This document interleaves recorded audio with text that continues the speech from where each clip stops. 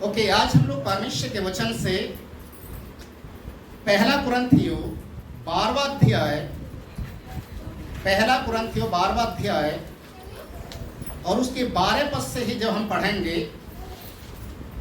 तो यहाँ पर हमें पूरा पढ़ने की जरूरत नहीं है। सिर्फ मैं एक बात आपको बताना चाहूंगा, देह एक है और अंग अनेक है। हालेलुया। देह एक है, अंग अनेक है। यहां पर परमेश्वर का दास पौलुस एक कलीसिया के विषय में बातचीत कर रहा है।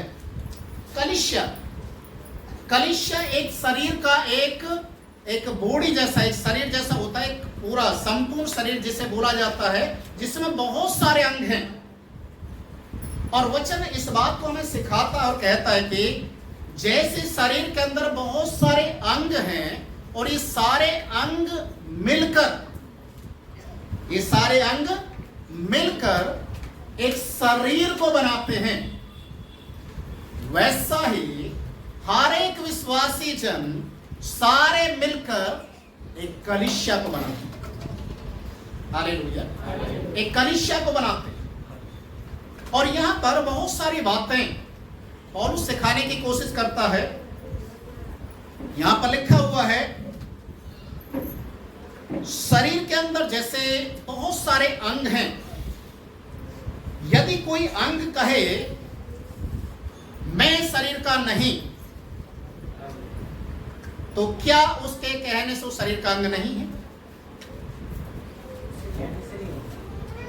अगर आंख कहे मैं शरीर का अंग नहीं हूं, तो आंख को शरीर से निकाल दीजिए, क्या हो जाएगा?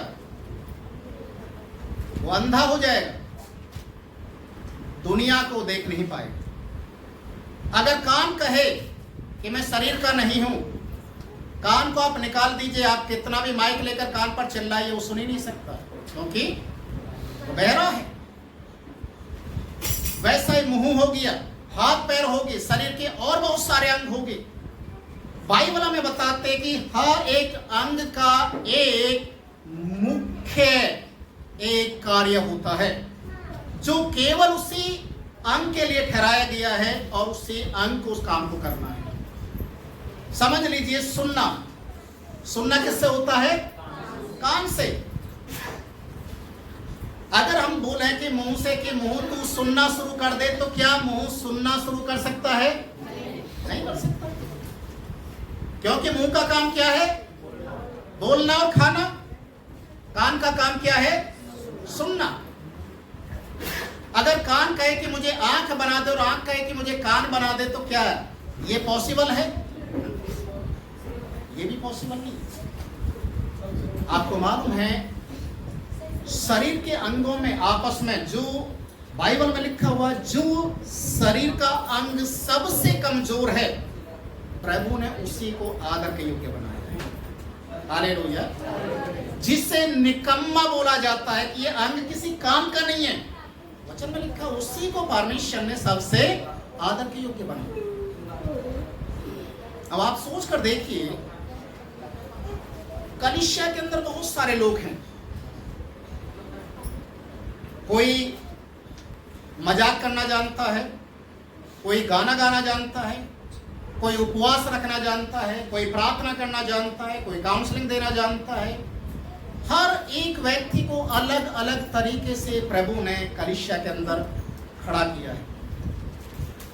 अभी आप इस बिल्डिंग को देखेंगे तो इसकी छत को रोकने के लिए क्या क्या बनाया गया है? पिलर हैं, दीवारें हैं। अगर पिलर और दीवार निकाल दी जाए तो ये छत क्या रुकेगी? नहीं रुक सकती है। कलीसिया के अंदर अगर आराधना करने वाले, प्रार्थना करने वाले, भविष्यवाणी करने वाले, प्रचार करने वाले निकाल दिए जाएं, तो कलीसिया क्या कलीसिया रह जाएगा? नहीं। हालेलुया। हालेलुया। अब जब चर्च का बात आती है तो चर्च को और सुंदर बनाने के लिए, देखिए दीवार पिलर ये अपनी जगह हैं, उसको और सुंदर बनाने के लिए आप उसमें पंखे लगा सकते हैं, डेकोरेशन उसके कर सकते हैं, लाइट लगा सकते हैं, बहुत कुछ कर सकते हैं। जैसे आपके सामने शायद दिखाई दे रहा होगा, ये खूबसूरती को दर्शाता है कि आप जितना उसको खूबसूरत बना सकते हैं उतना अच्छा है। पर चर्च फिर भी चर्च है। Hallelujah, hallelujah. कलीसिया का हर एक व्यक्ति जब इकट्ठा होता है प्रभु के भवन में, तो उसे कलीसिया नाम दिया जाता है, वो चर्च है। और ये सुनकर आपको बड़ा ही आश्चर्य होगा, पौलुस पहला कुरिन्थियों 3 अध्याय उसके 16 पद में एक शब्द को कहता है जो आज के वचन से जुड़ा हुआ है। क्या तुम नहीं जानते तुम परमेश्वर के मंदिर हो? क्या तुम नहीं जानते तुम परमेश्वर के मंदिर हो? अजीजो, आप कौन हैं? आप कौन हैं? परमेश्वर के मंदिर। कौन है? परमेश्वर के मंदिर। इस मंदिर के अंदर कौन रहता है? पवित्र आत्मा, जो हमें पवित्र करता, शुद्ध करता और हमें हर एक पाप से, बुराई से, गलत कामों से बचाता है, हमें इस योग्य बनाता है कि हम परमेश्वर के नजदीक जाकर उसे धन्यवाद दे सकें। और उसके 17 पद में लिखा हुआ है, जो इस बात को जानता है कि हम परमेश्वर के मंदिर हैं, फिर भी परमेश्वर के मंदिर को नाश करता है। अजीजो, बाइबल में लिखा है, जो कोई परमेश्वर के मंदिर को नाश करेगा परमेश्वर का दुश्मन बन जाएगा और परमेश्वर उसे नष्ट कर देगा। हालेलुया। परमेश्वर के मंदिर को नाश करने का मतलब क्या है? कैसे आप परमेश्वर के मंदिर को नाश कर सकते हैं? जिन कामों के लिए परमेश्वर का वचन मना करता है कि आप ये काम नहीं कर सकते, आप उन्हीं कामों को कर रहे हैं, तो आप परमेश्वर के मंदिर को क्या कर रहे हैं? नाश कर रहे हैं।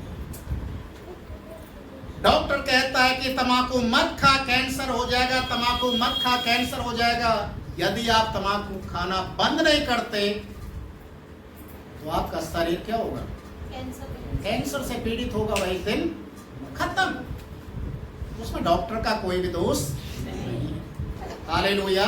चेतावनी मिल गया है, मत करना, ये काम मत करना। यदि जानबूझ के किया जाता है तो उसकी जिम्मेदारी उसको खुद उठाना पड़ेगा। हालेलुया। आज हर एक कलीसिया के लोगों को यही शिक्षा दी जाती है, केवल हमारी चर्च के बात नहीं, हर चर्च के अंदर ये शिक्षा दी जाती है कि जैसा तुम्हारा बुलाने वाला पवित्र है वैसा ही तुम भी पवित्र बनो। पर हम पवित्र बनने की बजाय हम संसारिक लोगों के साथ रिश्ता रखते हैं, संसारिक कामों में व्यस्त रहते हैं। अगर एक हाथ में तंबाकू घिसता हुआ दिखाई दे गया तो धीरे धीरे उसके पास सरक सरक कर खड़े हो जाएंगे कि जब नजदीक में आगे तो मिल ही जाएगा। तो हम क्या अपने आप को पवित्र बना रहे हैं? Hallelujah, hallelujah. परमेश्वर के वचन में एक जगह और लिखा हुआ है, पहला कुरिन्थियों 6 अध्याय उसके 20वें पद में, पहला कुरिन्थियों 6 उसका 20, क्योंकि दाम देकर मोल लिए गए हो।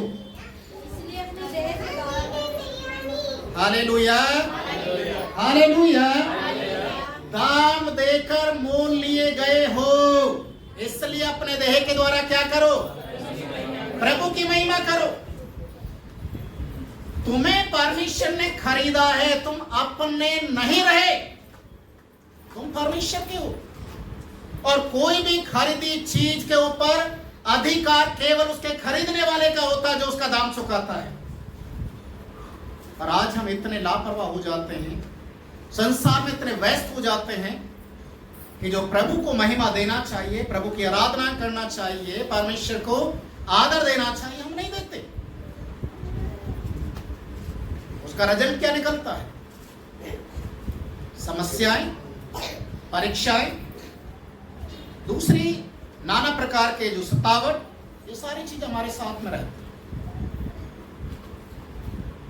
मैं एक और बात आपके बीच में रखना चाहूंगा इस बात को और क्लियर करने के लिए।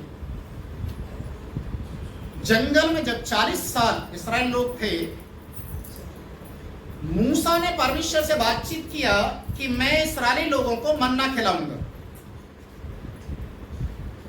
6 दिन आप अपने घर से तंबू से निकलेंगे, जाकर अपने घर के गिनती के लोगों के गिनती के अनुसार मन्ना बटोरेंगे। ज्यादा मत बटोरना और ना सुबह तक रखना। समझ में आ रहा है? ना ज्यादा बटोरना कि किसी को कम पड़ जाए, ना इतना बटोर के सुबह के लिए रखना कि सुबह कीड़े पड़ जाए। क्या लोगों ने मूसा की बातों को माना? कितने लोग उनमें ऐसे थे जो परमेश्वर को हमेशा क्या करते थे? चेक करते थे, टेस्ट करते थे। ये परमेश्वर जो कह रहा है वैसा सही भी है या नहीं? मूसा जो बोल रहा है ये सही है या नहीं? कोई तो इतना बटोर लेता था जानबूझ के ताकि उसका पड़ोसी भूखा मर जाए। पर क्या होता था मालूम है? पड़ोसी को थोड़ा मिलने से भी उसके घर की पूर्ति हो जाती थी। पर जिसने ज्यादा बटोर लिया, सुबह उसमें से बदबू आने लग जाती, कीड़े पड़ जाते। परमेश्वर के कोप का सामना करना पड़ा, परमेश्वर का दंड उनके ऊपर आता है। फिर परमेश्वर ने कहा 6वें दिन मैं 2 दिन का मन्ना दूंगा, 2 दिन का। अब अगले दिन सुबह में वो सड़ेगा नहीं, वो अगले दिन शाम तक चलेगा। देखिए चीज वही है। अगर पहले दिन, दूसरे दिन, तीसरे दिन आप थोड़ा सा बचाएंगे तो अगले दिन सुबह में बदबू आएगी। पर परमेश्वर ने कहा 6वें दिन आप 7वें दिन का भी इकट्ठा कर लेंगे तो बदबू नहीं आएगी, वो फ्रेश रहेगा। Hallelujah, hallelujah. तो परमेश्वर आपको और मुझे हर दिन एक नई, एक तरोताजगी भरी एक रोटी हमें खिलाना चाहता है, एक नया जीवन देना चाहता था कि हम अपने शरीरों से प्रभु। Hallelujah, hallelujah. परमेश्वर के वचन में जब हम यहाँ पर 1 कुरिन्थी 12वें अध्याय से हम सीख रहे हैं, तो यहाँ पर लिखा हुआ है, मैं कुछ बातों को आपके ध्यान में रखना चाहूंगा। 24 पद से हम पढ़ेंगे जरा। 1 कुरिन्थी 12वां अध्याय 24 पद से। फिर भी हमारे शोभायमान अंगों को इसकी आवश्यकता नहीं, परंतु परमेश्वर ने देह को ऐसा बनाया है कि जिस अंग की आदर की घटी थी उसी को और भी बहुत आदर मिले, ताकि देह में फूट न पड़े, परंतु अंग एक दूसरे की बराबर चिंता करें। इसलिए यदि एक अंग दुख पाता है तो सब अंग उसके साथ दुख पाते हैं, और यदि एक अंग की बड़ाई होती है तो उसके साथ सब अंग आनंद बनाते हैं। इसी प्रकार तुम सब मिलकर मसीह की देह और अलग अलग उसके अंग। Hallelujah, hallelujah. यहाँ पर लिखा हुआ है परमेश्वर ने इस प्रकार से शरीर का निर्माण किया कि अलग अलग अंग होने के बावजूद उनको एक साथ इस तरीके से जोड़ा कि एक परफेक्ट एक बॉडी तैयार की जाए। हालेलुया। जब आपके शरीर को एक रूप दिया गया, आपके अंगों को एक रूप दिया गया, एक शरीर के साथ जोड़ा गया, तो वचन में लिखा हुआ ये एक साथ मिलकर परमेश्वर की महिमा करते हैं और धन्यवाद करते हैं, क्योंकि परमेश्वर उनको सृजा है। यदि एक अंग में दुख होता है, चोट लग जाती है, तो क्या पूरा शरीर दुखी होता है या आनंद मनाता है? दुखी होता है। समझ लीजिए कि आपकी उंगली में चोट लग गया, कट गई किसी चीज से, तो केवल दर्द उंगली में ही रहेगा या उसका असर पूरे शरीर पर पड़ेगा? पूरे शरीर पर। अगर कलीसिया में एक विश्वासी जन प्रोग्राम वाले दिन नहीं आता तो क्या होगा? असर पूरी कलीसिया पर पड़ेगा।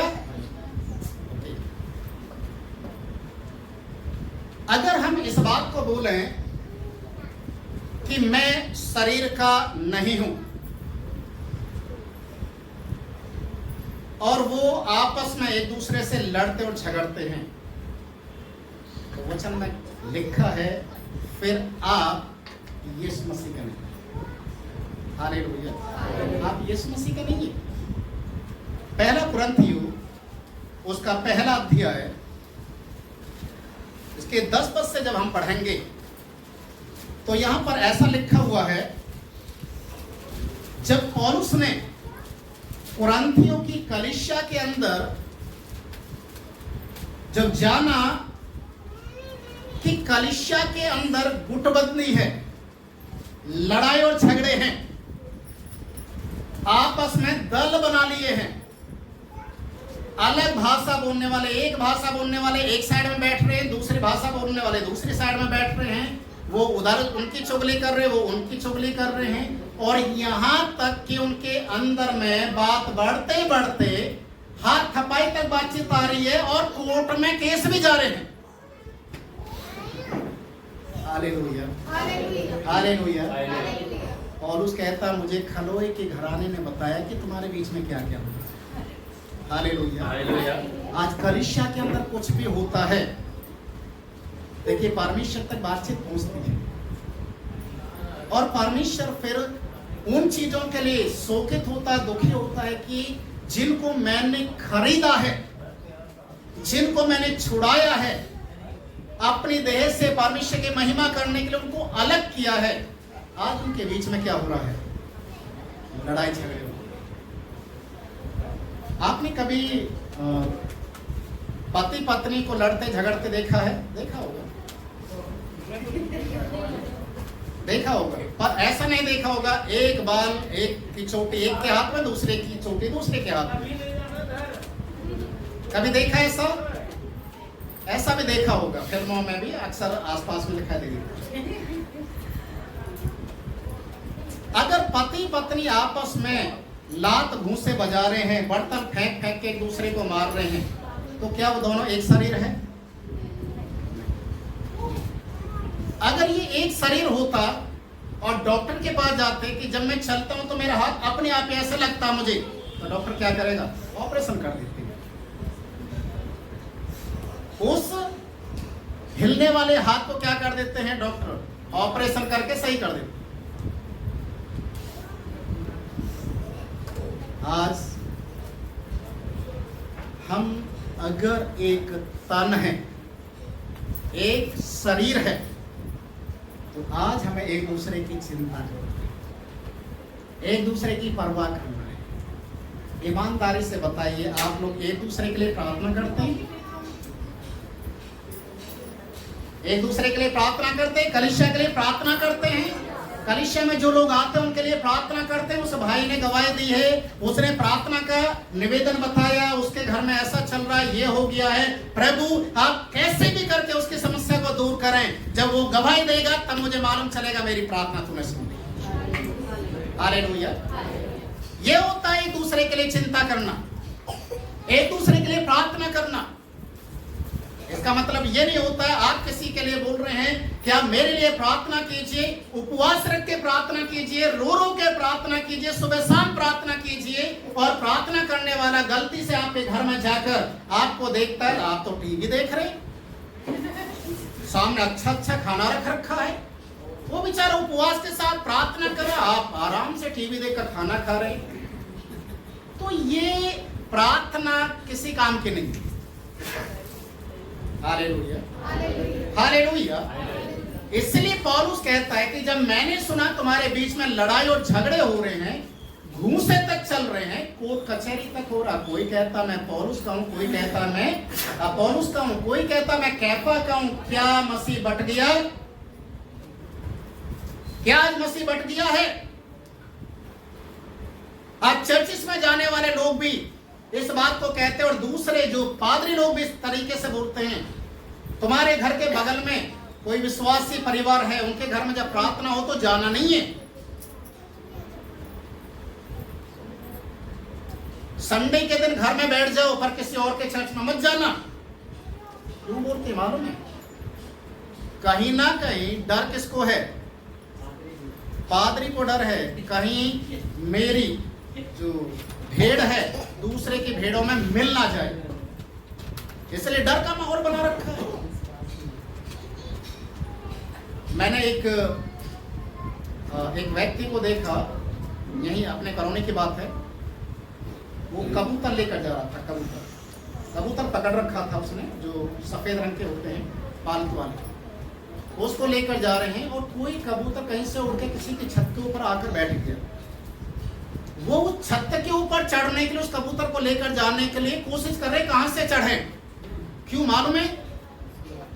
अपने कबूतर को उड़ाएंगे, वो कबूतर उसके साथ है प्यार मोहब्बत की बातें करेगा, हम जाकर दोनों को पकड़ लेंगे। कितनी अजीब और अनोखी बात है।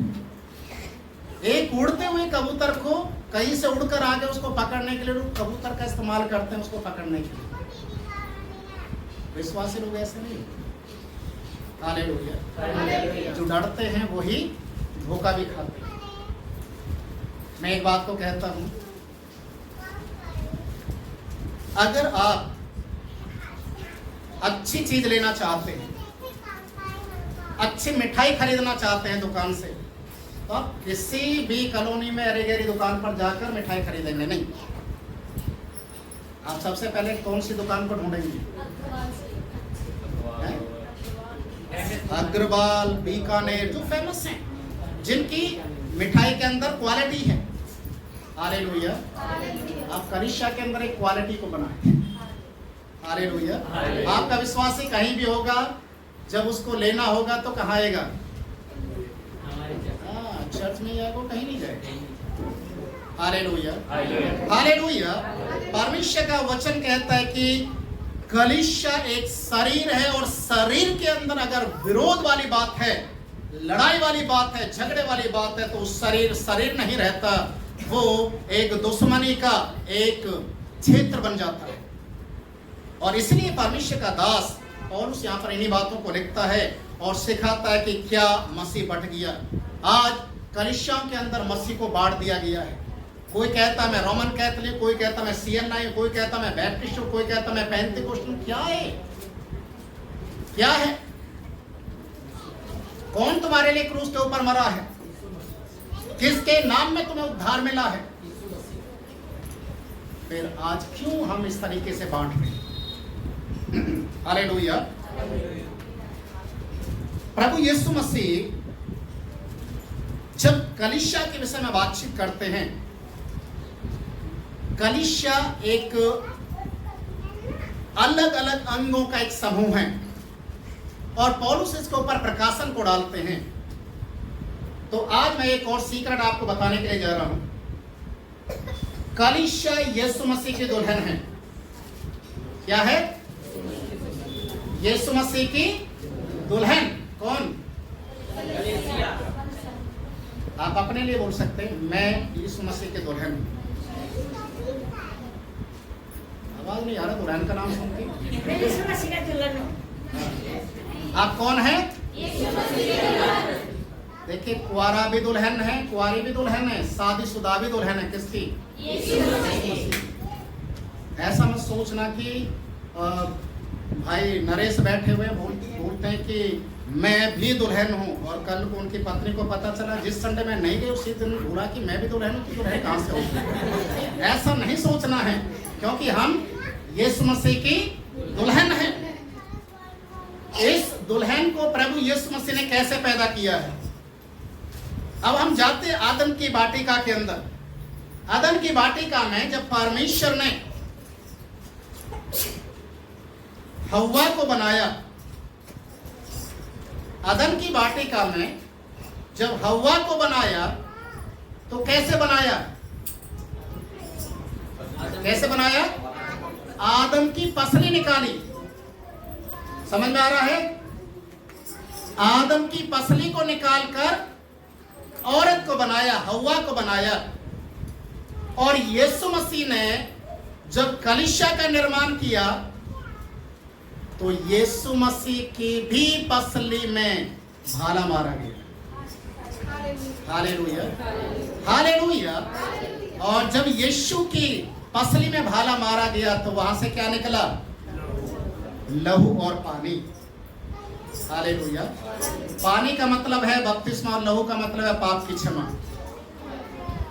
और इन दोनों चीजों से कलीसिया तैयार होते हैं यीशु मसीह की दुल्हन के यहाँ। Hallelujah, hallelujah. हम सभी मसीह के अंग हैं।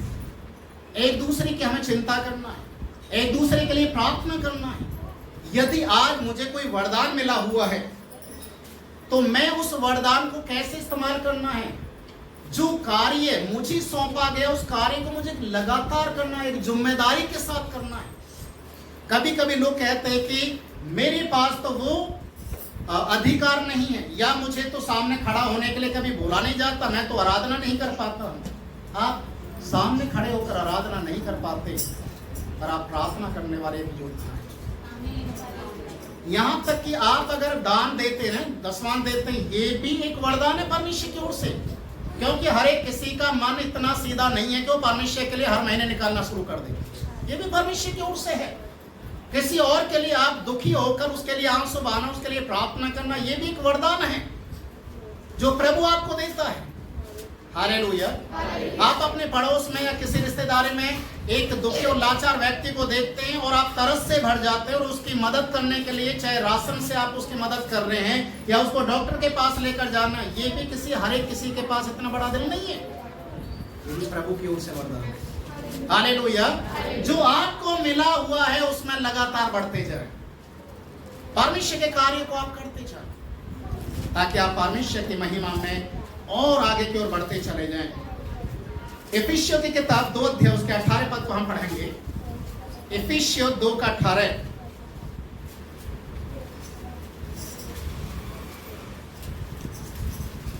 क्योंकि उसी के द्वारा हम दोनों की एक आत्मा में पिता के पास पहुंच होती है।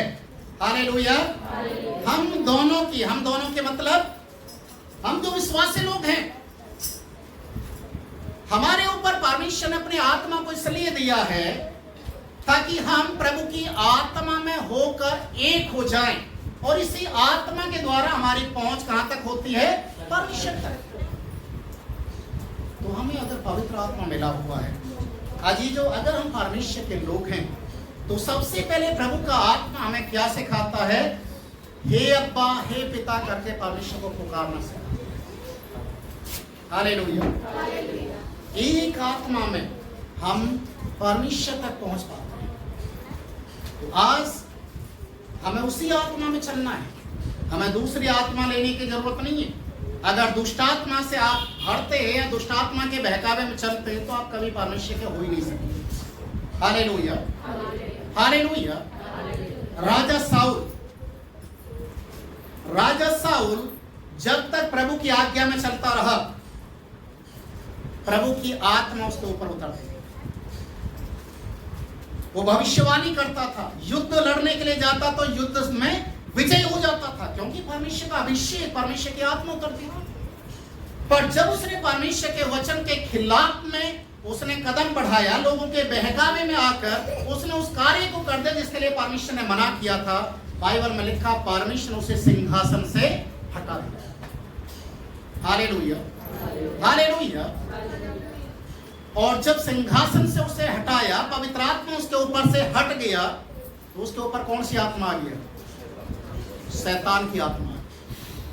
और ये बात बिल्कुल फैक्ट है, ये सच्चाई है। जो व्यक्ति प्रभु की आत्मा में चलते हैं, पवित्र आत्मा उनके साथ बना रहता है, पर जो बुराई और पाप और अलग अलग कामों में अपने आप को लेकर जाते और परमेश्वर को धोखा देने का काम करते हैं, उनके अंदर प्रभु की आत्मा नहीं है, उनके अंदर झूठ और प्रेम की आत्मा है।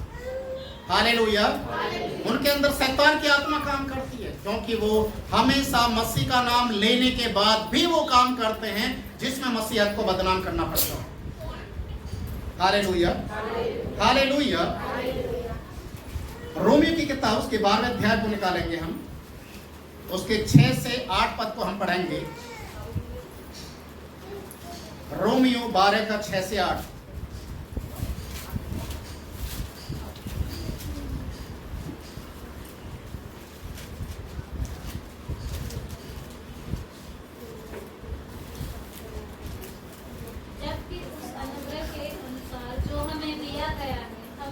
विभिन्न वरदान मिले हैं, तो जिसको भविष्यवाणी का दान मिला हो वह विश्वास के परिणाम के अनुसार भविष्यवाणी करे। यदि सेवा करने का दान मिला हो तो सेवा में लगा रहे। यदि कोई सिखाने वाला हो तो सिखाने में लगा रहे। जो उपदेशक हो वह उपदेश देने में लगा रहे। दान देने वाला उदारता से दे। जो अगुवाई करे वह उत्साह से करे। जो दया करे वह हर्ष से करे। प्रेम निष्कपट हो, बुराई से घृणा करो, भलाई में लगे रहो। देखिए यहाँ पर लिखा हुआ है, जैसा हम लोगों ने अभी पढ़ा है, जिसे जो वरदान मिला हुआ है प्रभु के अनुग्रह के अनुसार उसी में वो बढ़ता जाए। और जैसे मैंने अभी आपको सिखाया था, जो भविष्यवाणी करे वो भविष्यवाणी करता रहे। जिसे प्रार्थना का वरदान मिला वो प्रार्थना करता रहे। जिसे दान मिला है, जो देने का जो मन मिला है वो उदारता से दे। और जो सिखाने का काम करता है वो सिखाने में लगा रहे। और जो कुछ भी करते हो उत्साह के साथ और प्रभु को महिमा देते हुए करें। हालेलुया। इसलिए ये सेवकाई है। इसमें हर एक व्यक्ति को अलग अलग परमेश्वर ने नियुक्त किया है। अलग अलग तरीके से प्रभु ने आप लोगों को खड़ा किया है। आप ये मत सोचिए कि मैं तो चर्च में चुपचाप जाता हूँ और आ जाता हूँ, मुझे तो कोई मौका नहीं मिलता। हाजी जो अगर ऐसा आप सोच रहे तो आप बहुत गलत सोच रहे। पहली बात कि आप अपनी मर्जी से यहाँ नहीं हैं। आप अपनी मर्जी से यहाँ नहीं हैं। दूसरी बात, प्रभु ने आपको यदि चुना है तो उसका उद्देश्य कुछ अलग ही है ना। प्रभु ने आपको चुना तो उसका उद्देश्य आपके जीवन से कुछ तो होगा। इसलिए जो कार्य आपको दिया गया है आप उस कार्य में लगातार बढ़ते हुए चले जाए। प्रभु का वचन कहता है, पहला पत्रस 5 अध्याय उसके 7वें पद में लिखा है, प्रभु पर अपनी सारी चिंताओं को छोड़ डालो। क्यों चिंता को डालना है? क्योंकि प्रभु आपकी चिंता करता है। हालेलुया। प्रभु आपकी चिंता करता है और इसलिए वो कहता है कि अपनी सारी चिंताएं मुझ पर डाल दो। आज हम मसीह के लोग हैं और ये हमारे लिए बड़े गर्व की बात है कि हम यीशु मसीह को जानते हैं, मानते हैं। प्रभु यीशु मसीह आपके धर्म को नहीं बदलता, वो मन को बदलता है। आपकी जाति को नहीं बदलता, आपके स्वभाव को बदलता है। Hallelujah, hallelujah. आप परमेश्वर के लिए एक योग्य प्रजा के रूप में तैयार होते हैं। एक ऐसी प्रजा जिससे परमेश्वर खुश होता है। एक ऐसे व्यक्ति के समान आपको तैयार करता है कि आपके डायरेक्ट संबंध परमेश्वर के साथ जुड़ जाते हैं और आप अपने घर में भी प्रार्थना करते हैं तो स्वर्ग से वो आपकी सुनना शुरू करता है। Hallelujah, hallelujah. इसलिए आपका प्रभु में आना और कलीसिया के साथ जुड़ना ये आपकी ओर से नहीं है, ये प्रभु की ओर से है। और इसलिए आप परमेश्वर के अंग बनकर प्रभु के लिए कार्य करना शुरू करें। अंत में एक उदाहरण देकर मैं समाप्त करूंगा। कई बार कलीसिया के अंदर विश्वासी आपस में बातचीत नहीं करते, मुंह फुला लेते। ऐसा अगर हम करते हैं तो हम प्रभु के भवन में आ रहे हैं, प्रभु की उपस्थिति में आ रहे हैं। वचन हमें एक बात को सिखाता है, जब तू प्रभु के भवन में आए भेंट चढ़ाने के लिए तो सबसे पहले भेंट चढ़ाने से पहले क्या कर, जिसके साथ तेरा मन मुटाव है उससे सुलह कर ले, तब तेरी भेंट। कितनी अद्भुत और शर्म की बात है कि हम एक ही छत के नीचे इकट्ठे होकर आपस में बातचीत नहीं कर सकते। तो आपकी प्रार्थना, आपका भेंट, आपका चढ़ावा परमेश्वर क्या ग्रहण करेगा? नहीं। हालेलुया। समझ लीजिए कि शरीर में इतने सारे अंग हैं, अगर इन्होंने आपस में लड़ाई कर दी, हड़ताल कर दिया, तो आपको मालूम है क्या होगा? मुंह बोलता है कि मैं शरीर का अंग नहीं, कान बोलता मैं शरीर का अंग नहीं, नाक बोलते मैं शरीर का अंग नहीं, आंख बोलते मैं शरीर का अंग नहीं, हाथ पैर बोलते हम शरीर के अंग नहीं। सिर्फ एक अंग है जिसने अपना ताला लगा दिया ना, सारे अंगों की औकात सामने आ जाएगी। वो क्या है मालूम है? Hallelujah, hallelujah. अगर मुंह ने बंद कर दिया खाना पीना, तो जो हाथ बोलता है ना मैं शरीर का नहीं हूं, ये भी क्या होगा? डॉक्टर उठाएगा, टांग उठाएगा, आंख खोलेगा, फिर आंख बंद हो जाएगी। सिर्फ मुंह एक बार बंद हो जाए और हड़ताल पर चला जाए 2-4 दिन के लिए, मैं ना खाऊंगा ना पीऊंगा, फिर देखिए पेट के सारे क्रियाएं क्या करने लग जाएंगे। हालेलुया। अजीजो, हम शरीर के सारे मिलाकर एक अंग के समान एक शरीर को बना रहे हैं और प्रभु ने हमें नियुक्त किया है। प्रभु ने हमें एक शरीर के रूप में प्यार किया, एक दूसरे की चिंता कर। जैसे पति पत्नी दोनों शरीर के एक अंग हैं, वैसे ही कलीसिया भी शरीर का एक अंग है।